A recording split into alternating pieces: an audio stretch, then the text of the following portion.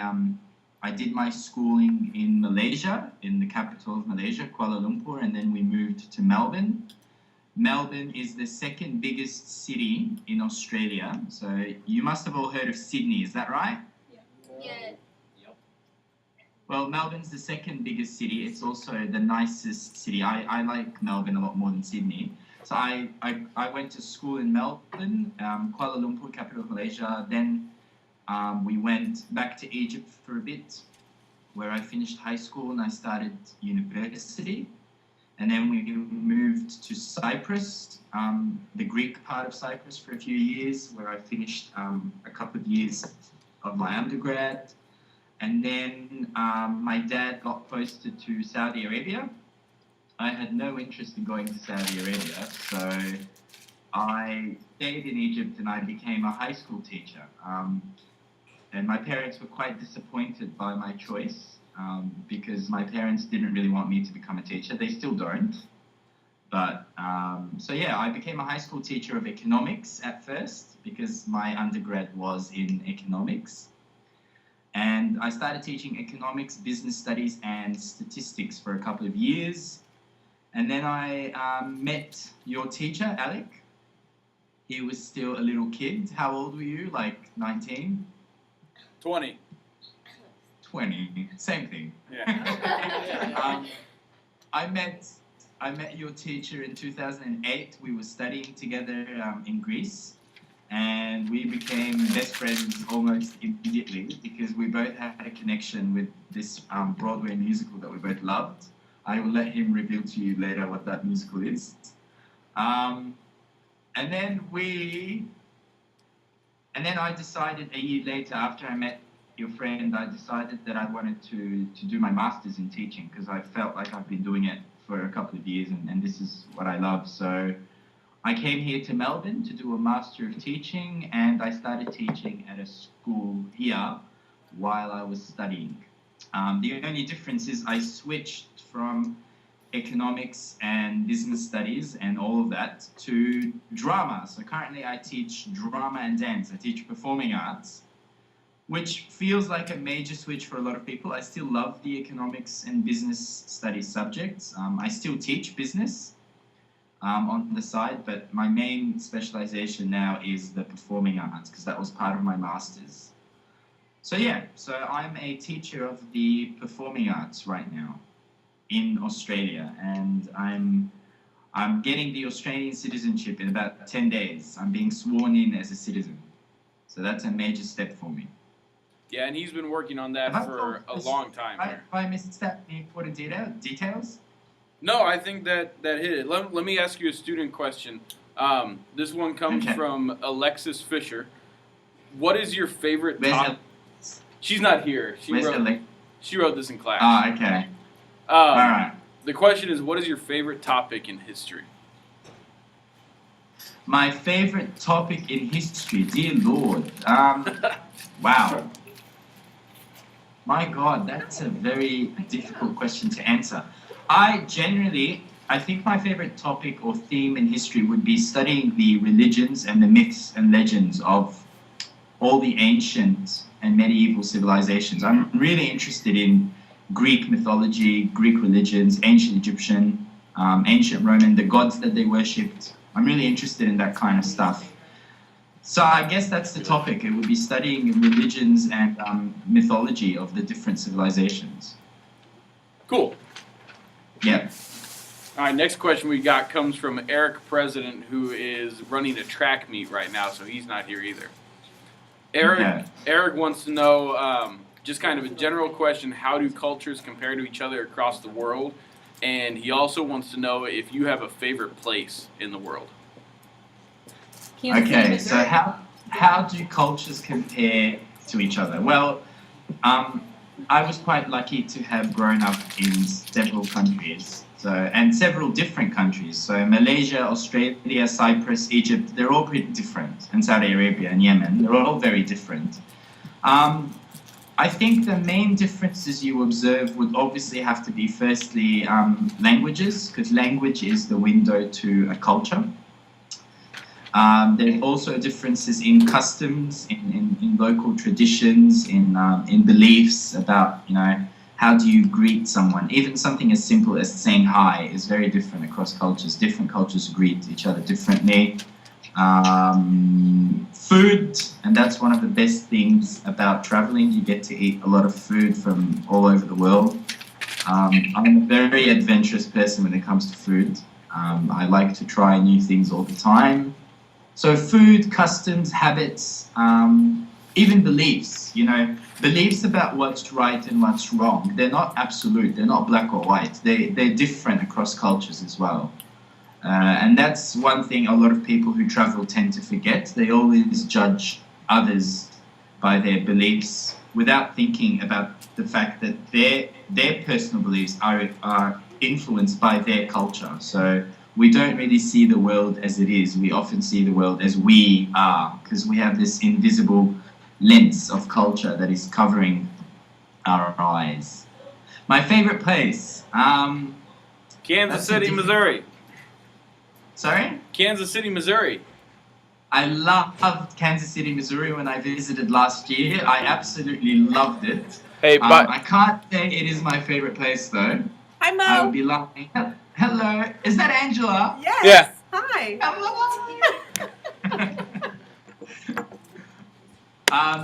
Favorite city or favorite place? Well, I love Cairo, which is technically my hometown. It is a very interesting place to visit. I also really love Melbourne. I guess that's why I chose, or I refer to both as home. I don't think I have a favorite place, Alec. I love Greece. Yeah, I'd love to live in Greece at some point. all right. Yeah, I think I have many favorite places. Does anybody here today have a question you want to ask? Will you introduce yourself? Let's get you on the camera. I'm so. All right, go ahead and introduce yourself to Mohamed. Hi, I'm Diamond, and I would like to know what's your religion today? Could you hear that? What's my religion? Yeah. That's a good question. First of all, can I just say your name is lovely, Diamond. That's a beautiful name. This is number one. Thank Number you. two, I was born and raised as a Muslim, so that's what my parents are, and that's what they raised me. However, as I grew older and I started to read more about other religions, and I took an interest in a lot of religions. So I've actually come to the conclusion that all religions have pretty much the same values and pretty much the same beliefs. We are all the same: Muslims, Christians, Jews, Confucians, Buddhists, Shintos, Hindus. We're really technically all, if you get down to the core values, they are the same. Don't lie, be honest, love each other, respect each other. So I just kind of decided that I guess I'm a man of all religions. Like I have prayed in Christian churches. I've gone to Jewish synagogues. I've gone to Muslim mosques. I've prayed in Buddhist temples. So I guess you can say I think the word is agnostic. I believe in there being a higher being, a God. There is a God. I do believe. I'm not an atheist. I do believe in God, but I believe different religions are different expressions of that God, and there's no rule in the book that you have to believe in one religion. You can embrace them all in that sense. Does that make sense? Yeah, definitely. That's just something I realized as I got older. However, I am very heavily influenced by Buddhist teachings. Buddhism is not really a religion technically, it's a way of life. So I do try and practice a lot of Buddhist things, because it's a very calming and peaceful way of life. Okay. All right. Thank you. You're welcome, Diamond. Thank you. Anybody else have a question? Kimante, So- go ahead and introduce yourself. Mo? My name is Kimante, and does the government change from when you go to different countries? Like, in Cairo, is the government different from like the country you're in now? That's a very good question. Is it Kimate? Yeah. That's a beautiful name as well. Kimate. We don't hear that in the school where I teach. So, all right.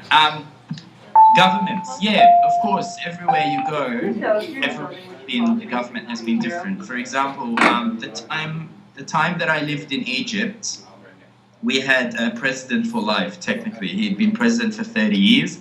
Can you imagine having the same president for 30 years? How boring would that get? Right. Boring. Unless it's Barack Obama, because I think Barack Obama is awesome. But anyway, we had the same president ever since the day I was born, up until the day I left Egypt. He was a very dictatorial president. All he was concerned about was prolonging his stay in office.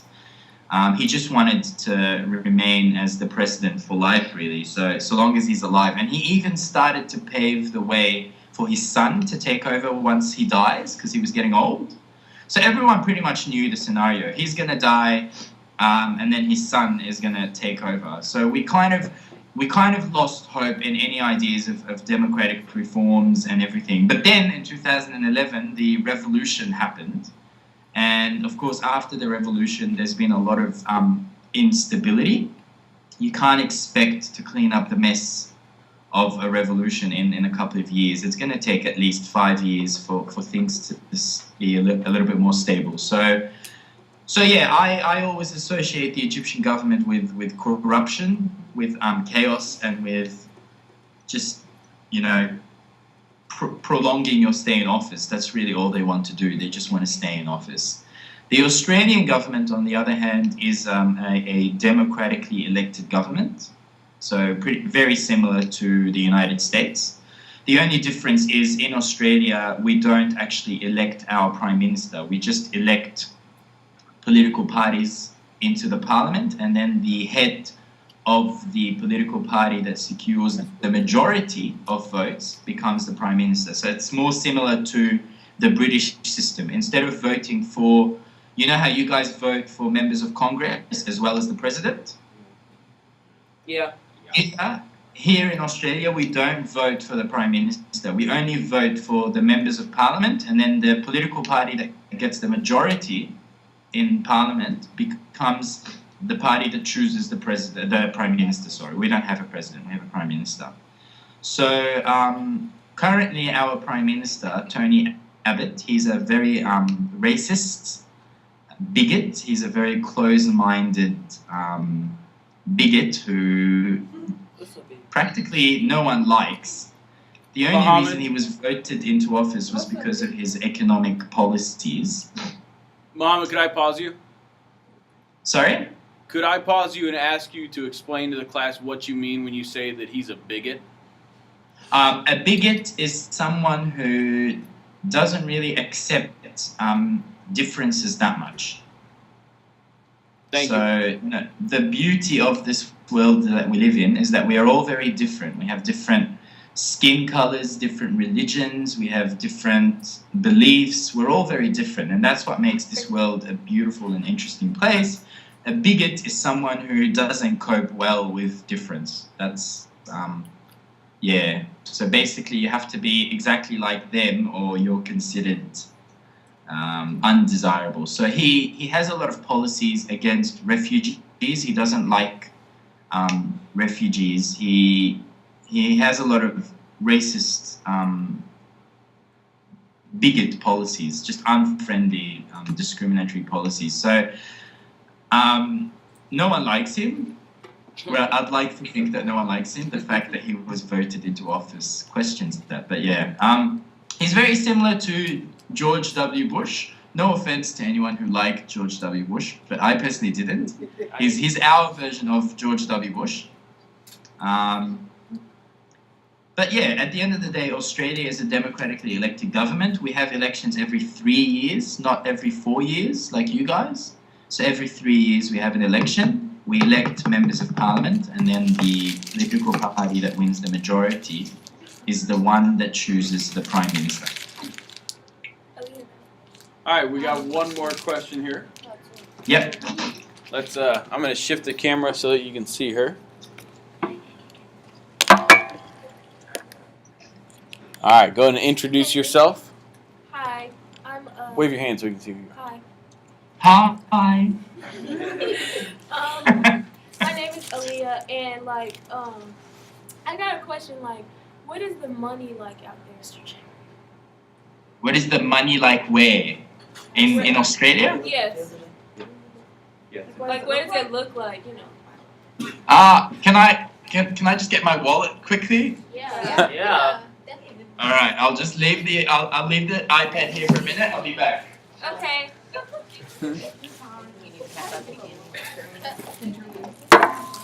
Looks like a candy break to me.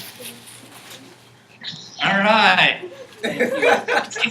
What are you handing out? Is I'm this handing out candy. I'm handing out candy. Oh, lucky. Can I see that?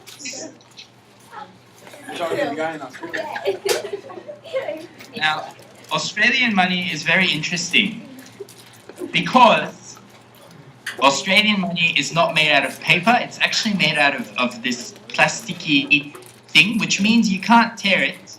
It can't crease. So this is a $5 note. It's pink. Pink is my favorite color. This is a $5 note. Now, look at that. I can crease this $5 note. Can you see what I'm doing? Yes. I can crease it. It actually doesn't crease. See? It doesn't crease. Oh. You can wash it. bill? Yes. You can actually wash it with water. If it gets dirty, you can actually wash it with water. It doesn't tear. It doesn't crease. You can wash it with water. This is a $10 note. It's blue. That's dope. And there's the Queen Elizabeth is on the other side because Australia was a British colony, but we still follow the Queen. So yeah, it's a $5 note and a $10 note. Now, because I'm a teacher, I'm poor. I don't carry any notes more than that right now. That's awesome. Yeah, Mohamed. One quick question, and then we've got a follow-up question on the money. What is the exchange rate at the moment for money? If I took a $1 American dollar, how much could I get in Australia? I think $1 American dollar is about $1.07 of the Australian dollars. So very right now, $1 American dollar can get you $1 Australian dollar and 7 cents. Okay, So if you exchange 100 American dollars, you'd get 107 Australian dollars. all right. We've got a follow-up question on the money. I'll shift the camera here. Introduce yourself. Hi, I'm Malik. Sorry, what's your name? My name is Malik. Malik. Yep. Okay, how are you, Malik? I'm doing good. Ask the question. Do they shred the money, or what do they do with it after it's been used? I have no idea.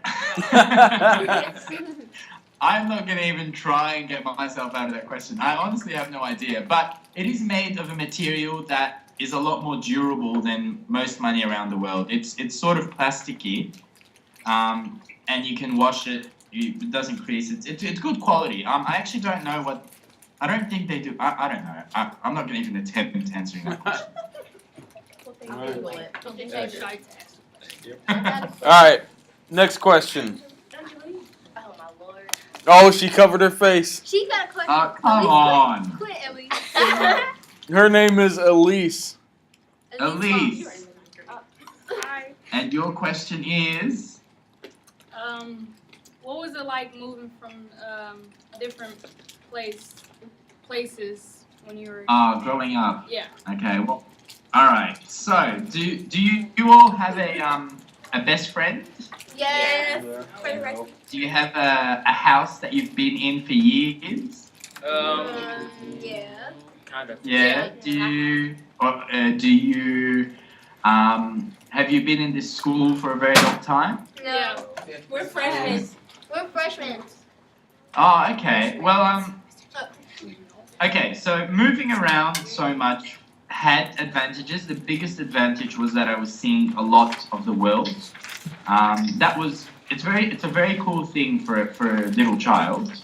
But it was also very painful, I have to admit, in many ways, because you know you pack up, you go to a country, you you start making friends, you start liking your house, you start getting attached to your neighborhood, and then bam, we have to move again.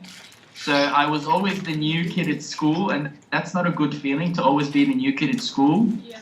Right. I mean, imagine being a new kid at school every couple of years. Would you enjoy that? No. Yeah. So I hated always being the new kid at school. I had to adapt to survive. So when I was living in Malaysia, I was going to a British school. So I picked up a British accent. When I moved to Australia, I went to an Australian school, but I had a British accent. So everyone teased me because of my British accent. So I had to adapt. I had to start copying the Australian accent. And then we moved to Cyprus, where I went to an American school. I had an Australian accent, so everyone made fun of my Australian accent because I'm at an American school. So I was always a new kid at school. The first couple of years it was hard to make friends, but then by the third or fourth year I'd make a good group of friends, and then I have to leave and go start all over again. So it was hard work. It was hard work. I can't say it wasn't, and it made it very difficult for me to cope with stability. Like right now as an adult, I find it hard to cope with stability. For example, I've been in the same job for 5 years, and I'm starting to feel like I need a change just because that's how I've been raised.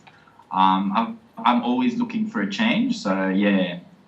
But yeah, it had its advantages, but it was also painful in many ways. It had a lot of heartache. Have I answered your question? Yes. Was it what you imagined, or were you expecting a different answer? It was perfect. No, answer. All right, so I've got two questions that follow up to this closely, and then I know a couple of these kids have some more questions. These are two questions from students who aren't here today.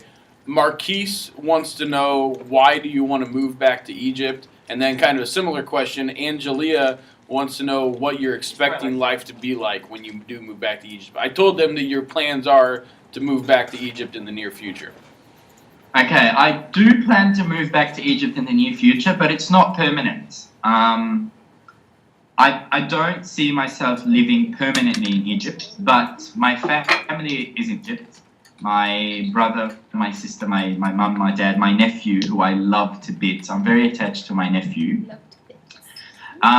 My friends, my closest friends are in Egypt, and that's quite ironic because I never really lived anywhere long enough, but the group of friends that I feel most attached to is my group of friends in Egypt. So I'm going to move back to Egypt for a couple of years to be closer to my family and friends, and also because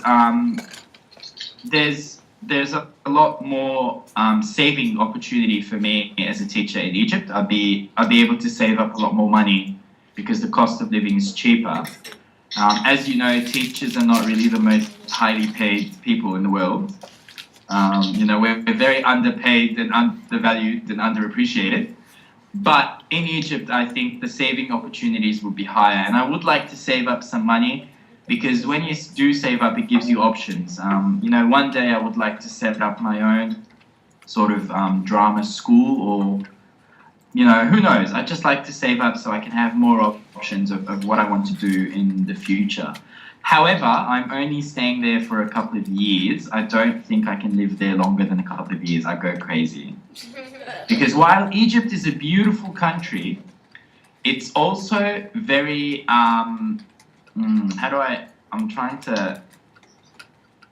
it's quite conservative. And I'm a pretty open-minded kind of person. So my values sometimes clash with the values of most of the Egyptian people. I tried to make that sound as diplomatic as possible. Aaliyah, did you have another question? No, Angelique. Angelique. We'll shift the camera again. Hang on, you had a second question by an absent student. What do you expect life to be like? So you covered why you're going. What do you expect life to be like when you get back? Well, when I get back, I think there's a lot of which is what I observed in the past couple of years when I've been visiting, there's a lot of political instability. We still have a very chaotic political scene. It's quite sad now because the only candidate that's up for president is someone who came from the army, which is not what we wanted. We did want a civilian president. But when we had a civilian president, he was from a very religious, extreme group, which is the Muslim Brotherhood. So we were not happy as well. So it's going to be quite unstable politically. However, the good thing about Egypt is even though there's political instability, the security situation is actually much better than the rest of the Middle East. So it's not like Syria where there's a civil war or Lebanon.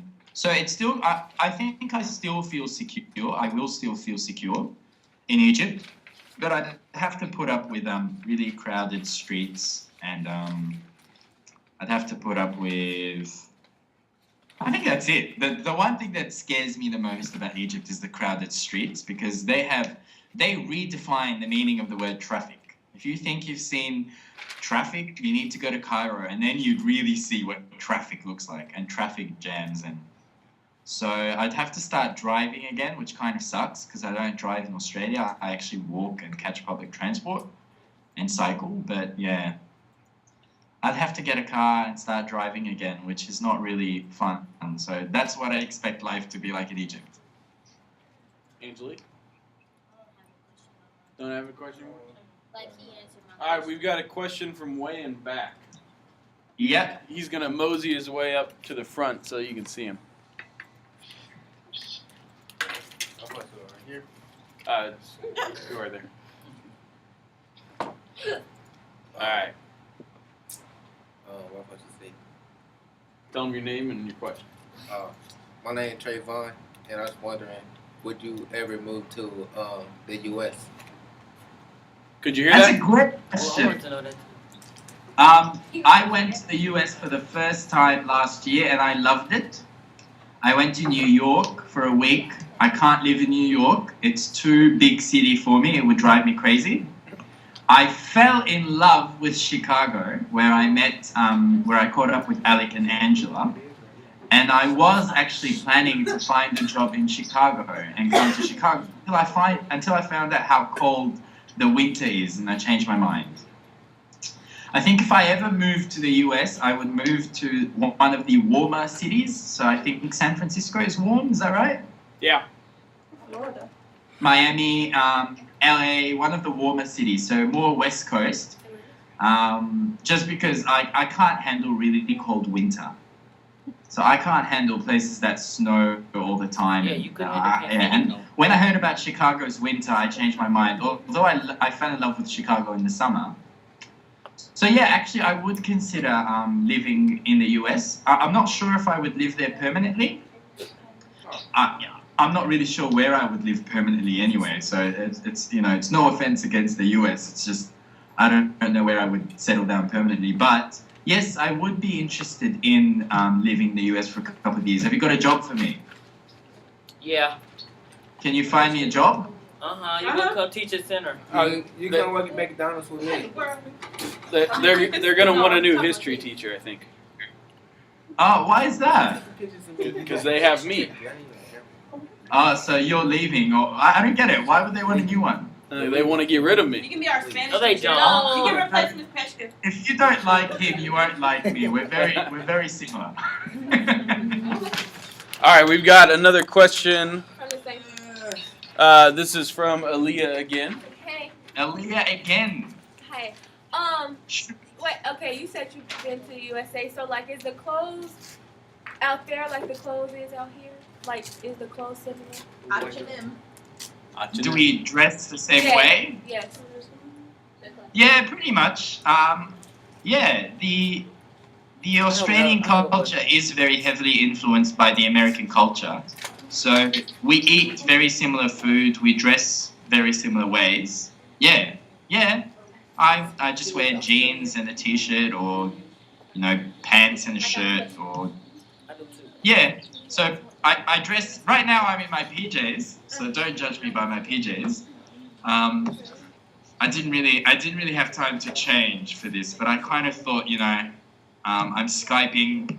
You can't really see what I'm wearing, but I'm just wearing like a hoodie, a white hoodie. Can you see it? Yeah. Yeah.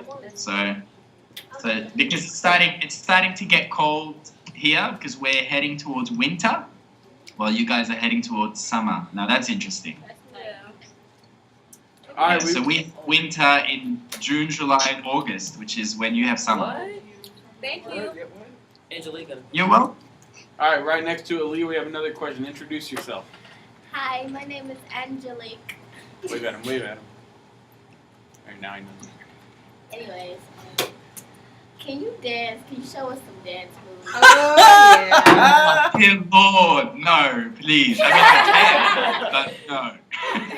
Why not? You can't dance. Ask him who he likes to We can sing. What Um, kind of music do you Mohamed, who do you like to listen to musically? Sorry? Music-wise, who do you like to listen to? Oh my God, do you really want me to talk about that? Yes. Well, I'm actually okay. I'll just be honest. I listen to mostly pop and hip hop music. Ooh, So okay. I'm a big fan of, and don't judge me because we live in an accepting. This is an accepting classroom, I assume. I'm a big fan of Beyonce. I'm a big fan of Lady Gaga, Rihanna. I like Rihanna, even though she's not a very nice person, but I like her as an artist, as a musician. Who else do I listen to? I'm a big fan of Janet Jackson. I don't think people appreciate her as much. I like Janet Jackson. I like her I brother. like Her Janet brother, Jackson. Michael Jackson. Sorry? Michael Jackson. Yeah, Michael Jackson's a classic, definitely. Also, because I'm a performing arts teacher, I'm a big fan of Broadway musical theatre. So I listen to a lot of soundtracks of musicals, like Wicked, like Rent, like Chicago. What else do I really listen to? So yeah, have you heard Beyonce's new album? Yes. Can you sing a song?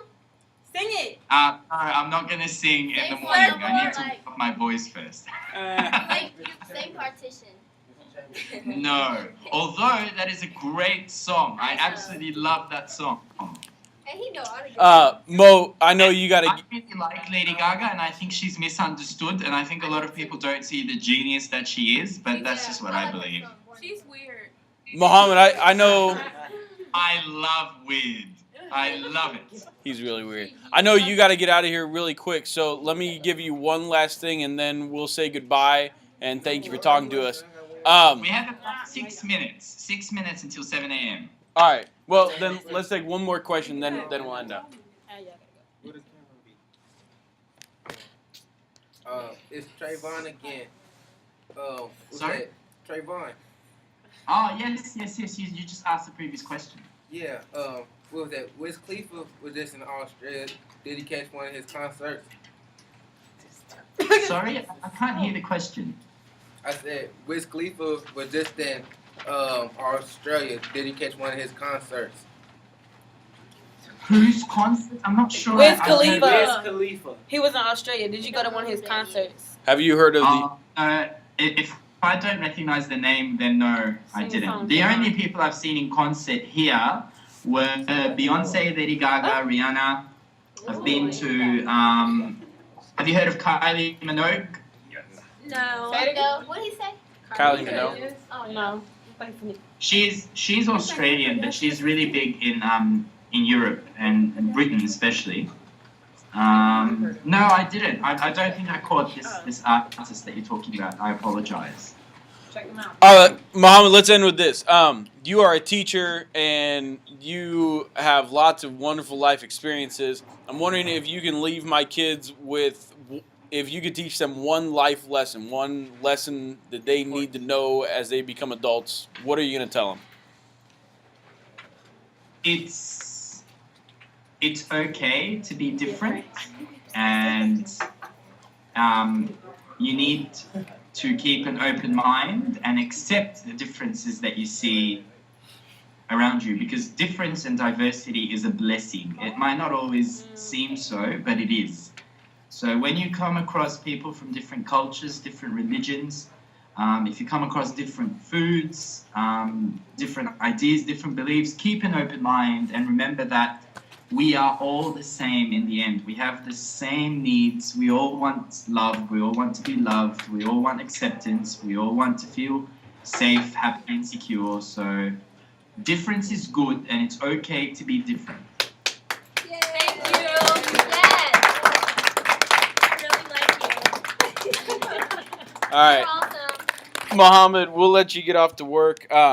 It was so great to talk to you. We'll have you talk again next year, I'm sure. It was really fun. Thank you so much. You were all very awesome. I think next time I visit Kansas City, which is very soon, I'm going to come to school and see you all. Ooh. Yeah. Sounds good. Give me Monday. I will. Bye, Mo. All right. Bye. Bye, Mo. Bye. It was nice to talk to you. Guys, make sure you sign in so you can get your extra credit.